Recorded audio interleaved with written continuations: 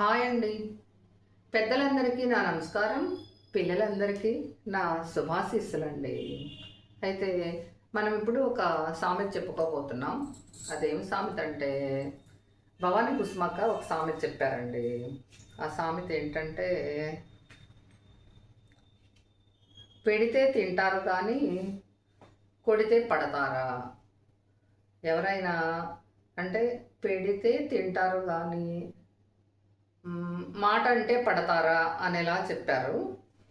అయితే అది మరి అంతే కదండి. ఎవరైనా ఇప్పుడు మనమే ఉన్నాం అనుకోండి, ఎవరన్నా పిలిచి కొంచెం అని టీ ఇస్తాంరా అమ్మ తాగెళ్ళు అంటే వచ్చి మనం టీ తాగి వెళ్ళిపోతాం. అదే రండమ్మా మీకు ఒక వాత పెడతాం రండి అంటే వస్తామా? కదా. టీ అంటే అందరం కూడా అందరి దగ్గర తాగుతామని కాదులేండి. అంటే నాకు నాకు వచ్చిన పదము నేను చేసే పని అది కాబట్టి నేనైతే చాలా ఫ్రీక్వెంట్గా టీ పెట్టడం ఇవ్వడం నేనే ఉందిలే మీ అందరూ చేసే పనే కావచ్చు కానీ అది కాదు. ఇంకా నాకు చెప్పే విధానం ఇంకెలా చెప్పాలి, ఒక్కొక్క సందర్భంలో ఏమవుతుందంటే మన చుట్టాలు అవ్వచ్చు, మన పక్కాలు అవ్వచ్చు, ఎవరైనా మనకి ఒక పెద్ద కష్టం వచ్చిందనుకోండి, ఆ టైంలో ఇంటికి రమ్మంటే వస్తారా? రానే రారు. అదే ఏ పెళ్ళో పేరంటమో ఏదో ఒక సందర్భంలో అయితే అది సహజం అన్నమాట. మనమైనా అంతే, వారైనా అంతే. అలాంటి సందర్భాల్లో వస్తారు, అందరితో చక్కగా ఎంజాయ్ చేసి, ఎందుకంటే దూరభారాల్లో ఉన్న చుట్టాలు అందరూ కూడా అదే రోజు అదే శుభకార్యం టైంలో కలుసుకుంటాం కాబట్టి అందరం ఒక చోట గుమిగూడతాం. హాయ్ అంటే హాయ్, ఓయ్ అంటే ఓయ్, లేదా చిరకాల మిత్రులు అందరూ కలుసుకునే ఒక ప్రదేశంలో అది పిలిస్తే వస్తారు, పెడతామంటే వస్తారు. అంటే ఏంటంటే పెళ్ళికి పిలిచి భోజనం పెట్టడం, ఇలా రకరకాల నానుడి పదాల్లో పెడతామంటే వస్తారు కానీ కొడతామంటే వస్తారా అనేది మెయిన్ సామెత అనమాట. అక్క నాకు ఇది సరిగా చెప్పగలిగానో లేదో పెద్దగా ప్లాన్ చేసుకోకుండా వీడియో ముందుకు వచ్చేసాను. పోనీంటి ఈ రోజుకి నాకు కుదిరినట్టే చెప్తున్నాను. అందులోకి ఇది పగల టైం అయితే బాగుండేదేమో కానీ ఈ టైంలో మనిషి సరిగా కనపడను, లైటింగ్ సరిగా ఉండదు, వాయిస్ కూడా అంత బాగా రాలేదు. ఏదో నాకు తోచినట్టు నేను చెప్తున్నాను. ఏం నెల్లూరు లక్ష్మి సామెతలకే కనెక్ట్ అయ్యానన్నావు కదరా? ఓకేనా? సామెతలు ఎలా ఉంటున్నాయో కానీ నాకు మొన్నటి దాకా వచ్చిన ప్రాబ్లంకి ఒకటే గొంతంతా మూసుకుపోవటం, కళ్ళెమ్మటే నీటి దారులు, కళ్ళు దొరదలు, ఇన్ని రకాల సమస్యలతో ఉండి ఇప్పటికి కూడా ఈ మొండి పావని అదే పనిగా సామెతలు చెప్పే పనిలో మాత్రం ఉందన్నమాట. అది ఎలా అంటే ఏదైనా పట్టు పట్టాకూడదు, పట్టు పట్టాకూడదు, పట్టుకున్న పట్టు విడవకూడదు.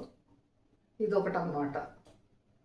అది అంతేనండి. ఏదన్నా ఒక పని మొదలు పెట్టామంటే అది గట్టిగా చేసి తీరాలి. అది ఎలా అంటే మనకు ఎంత బాగుండపోయినా, మరి చుట్టాల్లో ఎవరన్నా పోయినా, ఇప్పుడు టీచర్స్ కానీ పోలీసులు కానీ ఎలా జాబ్కి వెళ్తున్నారో అలా మనం మనం చేయదలుచుకునే ఏ పనైనానండి, అది ఏదన్నా అవనండి, ఒక నర్స్ కావచ్చు, ఒక అంట్లు కడిగే అమ్మాయి కావచ్చు, ఈ ముగ్గులేసే పావనే కావచ్చు, రెగ్యులర్ పాటించండి. పని అనేది ఆపకుండా చేయండి. దానిలో మీకు సౌలభ్యం వస్తుందన్నమాట.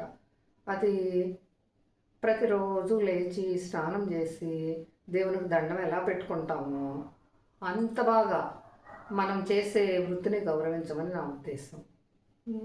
ఎక్కడికో వెళ్ళిపోతుందని మాత్రం అనుకోవద్దు. నాకు తోచిన 4 మంచి మాటలు చెప్పాలని, అందులోకి ఇంకా అదే ఆ సామెతని ఎలా చెప్పాలో ఏంటో అన్న దానికి నేను పూర్తిగా ప్రిపేర్ అవ్వకుండానే ఇంకో సామెత భవానీ కుసుమక్క చెప్పిందే గుర్తొచ్చింది. తన ఛానలే భవానీ కుసుమ ఛానల్ వస్తుంది.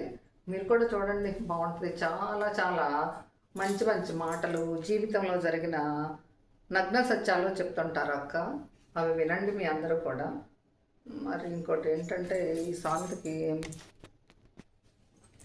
అయితే భవానీ అక్క చెప్పిన సామెత ఇంకోటి ఏంటంటే, ఏరు దాటాక ఏరు మల్లన్న, ఏరు దాటే వరకు ఏరు మల్లన్న, ఏరు దాటిన తర్వాత బోడి మల్లన్న. ఇదన్నమాట. అయితే దీన్నే మన వాళ్ళు ఒక ముతక సామెతల్లో కూడా చెప్తుంటారు అనుకోండి. అవన్నీ మీకు తెలుసు. అవేంటి, అవసరం తీరాక అల్లుడు డాష్ డాష్ అంటారు మన వాళ్ళు. అలా ఇలా రకరకాల సామెతలండి. ఆ ప్రాంతాన్ని బట్టి, ఆ ప్రాంతంలో ఉండే నాగరికతను బట్టి, మరి అక్కడ ఒక ప్రాంతం అంతా ఎక్కువగా అచ్చంగా నిరక్షరాస్యులే ఉన్నారనుకోండి, అప్పుడు వాడతారు మాస్ మాస్ మాస్ అన్నమాట. అవి ఎంతో భయంకరమైన సామెతలు కూడా ఉంటాయి. అవి వింటే కళ్ళు తిరిగి పడిపోతామండి, అంత భయంకరమైన సామెతలు కూడా ఉంటాయి. సరే, ఆ సామెతలు మనకు వద్దు. మనం కొంచెం మనకి తెలిసిన అతి సాధారణమైన భాషలోనే చెప్పుకుందాం, అంతేనా? ఇదేంటంటే, ఏరు దాటేదాకా ఏరు మల్లన, ఏరు దాటిన తరువాత బోడి మల్లన. అంటే ఏంటంటే, ఇప్పుడు మీకే ఒక మంచి పిండి వంట వచ్చు అనుకోండి. అది ఎలాంటిదంటే, ఒక మంచి లడ్డు కావచ్చు, ఒక మైసూర్ పాక్ కావచ్చు, ఇంకా ఈ రోజుల్లో కేక్ అనో, బాదం హల్వానో, బాదం బర్ఫీ అనో, ఎన్నో రకాల చాలా వింత వింత స్వీట్లు కూడా వస్తున్నాయి, డ్రింక్స్ వస్తున్నాయి.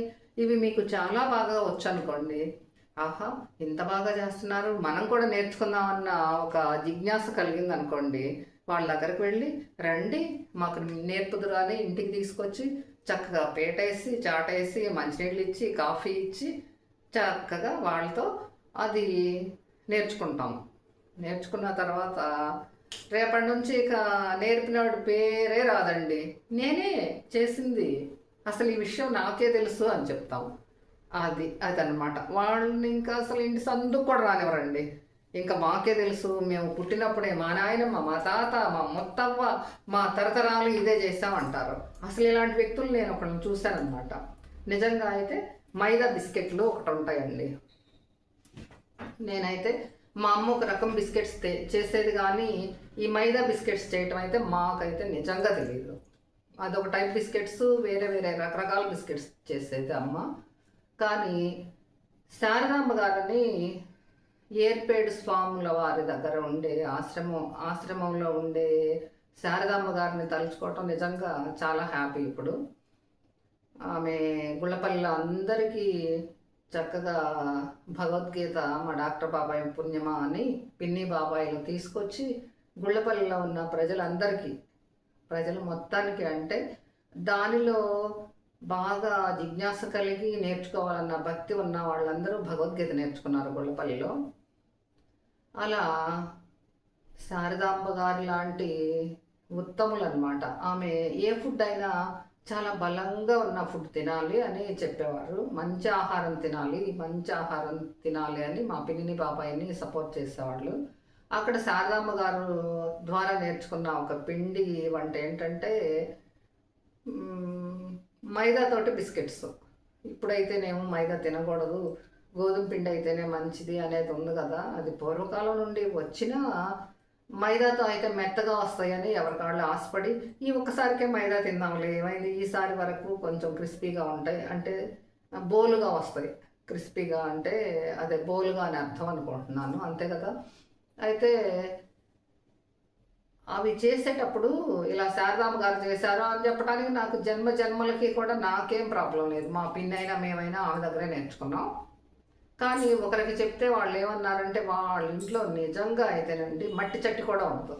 అలాంటి మనుషులు చెప్పారు, మేము కూడా అంతే, మా అమ్మ అసలు చిన్నప్పటి నుంచి ఇలాగే చేస్తుంది అనే వాళ్ళని విన్నాను. అప్పుడు నా వయసు ఎంత, 25 సంవత్సరాలు ఉంటాయి. నాకు తెలుసు వాళ్ళ ఇంటి పరిస్థితి అంతా. అప్పుడు అనుకున్నా, ఇంత అబద్ధం ఇంత సులువుగా ఆడటం ఎలాగా అని. ఇలా ఉంటాయి అన్నమాట.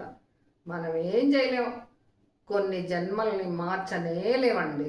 కొంతమంది అబద్ధాలు ఎలా ఆడతారంటే అంత సునాయాసంగా ఆడతారు. ఎదటి వాళ్ళ మీద బురద ఇలా పోసేస్తారు.